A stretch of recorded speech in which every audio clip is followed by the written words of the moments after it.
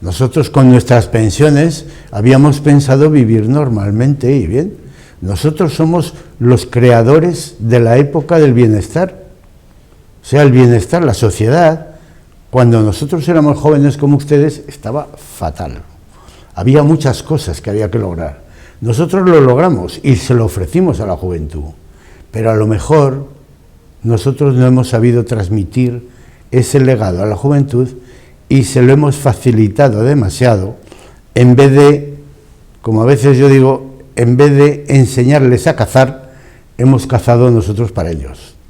Pues nosotros nos hemos encargado de los hijos, con las mismas pensiones que nosotros habíamos calculado para vivir nosotros.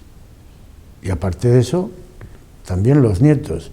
Claro, esto tiene un lado negativo, que es ese, pero tiene un lado positivo. Es que nosotros hemos podido ayudar a esas generaciones y además hemos podido convivir, o podemos convivir más con nuestros hijos y con nuestros nietos. Esta población de personas mayores, con tanta experiencia, con tanta proyección de futuro, lo que no se puede hacer es tenerlas aparcadas. Hay que hacer dos cosas. Primero, estimularles a que se autocuiden, y la segunda, aprovecharte en el buen sentido de la palabra de ellos. Primero, cuídate, pero yo cuento contigo. Tú tienes que participar. Y no solo tienes que participar porque yo quiero, sino que tienes una obligación social.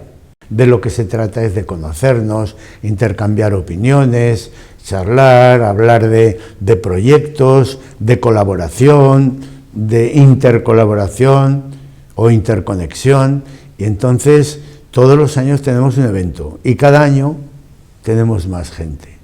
Este año nos vamos a Barbastro, porque cada año lo hacemos en una provincia. Este año nos vamos a Barbastro.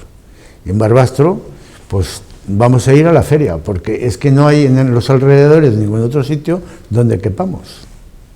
Y estaremos otros 1500 fácil.